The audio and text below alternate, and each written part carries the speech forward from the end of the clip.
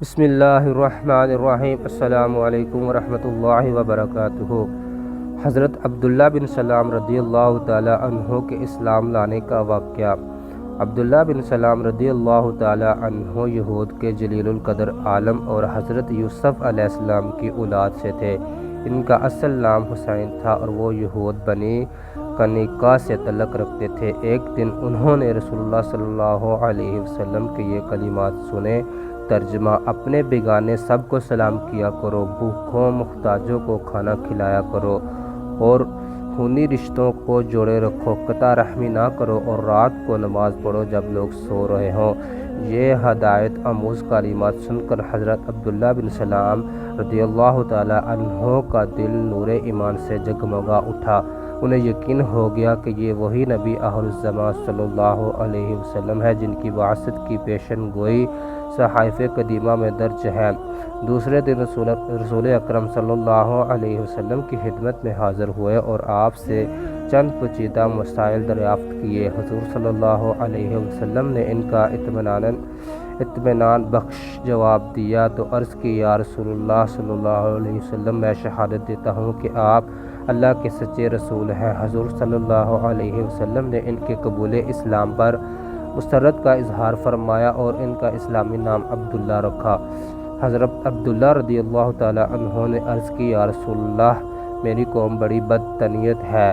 انہوں نے یہ سن لیا کہ خلقہ بگوش اسلام ہو گیا ہوں تو مجھ پر طرح طرح کے بہتان باندھیں گے، اس لیے میرا اسلام کی خبر کے اظہار سے پہلے ان سے دریافت کر لیں کہ ان کے میرے متعلق کیا رائے ہے۔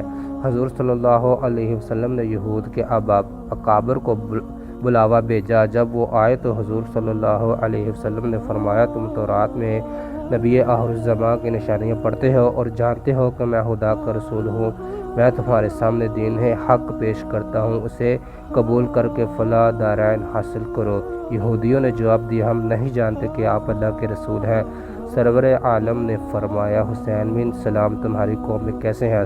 سب یہودیوں نے بیک آواز جواب دیا: وہ ہمارے سردار اور سردار کے بیٹے ہیں، وہ ہمارے عالم کے بیٹے ہیں، وہ ہم میں سب سے اچھے اور سب سے اچھے کے فرزند ہیں۔ حضور صلی اللہ علیہ وسلم نے فرمایا: اگر وہ اسلام قبول کر لے تو کیا تم بھی مسلمان ہو جاؤ گے؟ یہودی ناک بوک چڑھا کر بولے: اللہ انہیں آپ کی خلقہ بگوشی سے محفوظ رکھے، ایسا ہونا ناممکن ہے۔ اب حضور صلی اللہ علیہ وسلم نے حضرت عبداللہ بن سلام کو سامنے آنے کا حکم دیا۔ وہ کلمہ شہادت پڑھتے ہوئے باہر نکلے اور یہودیوں سے مخاطب ہو کر فرمایا: اے ایان قوم، اللہ واحد سے ڈرو اور محمد صلی اللہ علیہ وسلم پر ایمان لاؤ، بلا شبہ وہ اللہ کے سچے رسول ہیں۔ حضرت عبداللہ رضی اللہ تعالی عنہ کا اسلام یہودیوں پر برق خاطب بن کر گرا اور غم و غصہ سے دیوانے ہو گئے اور چیخ چیخ کر کہنے لگے: یہ شخص عبداللہ بن سلام ہم میں سب سے برا اور سب سے برے کا بیٹا ہے، ذلیل بن ذلیل اور جاہل بن جاہل ہے۔ حضرت عبداللہ رضی اللہ تعالی عنہ رسول اللہ صلی اللہ علیہ وسلم کی خدمت میں عرض کی: یا رسول اللہ صلی اللہ علیہ وسلم، آپ نے یہود کی اخلاق پرستی دیکھ لی، مجھے ان سے اسی افراتفری پر درازی کا اندیشہ تھا۔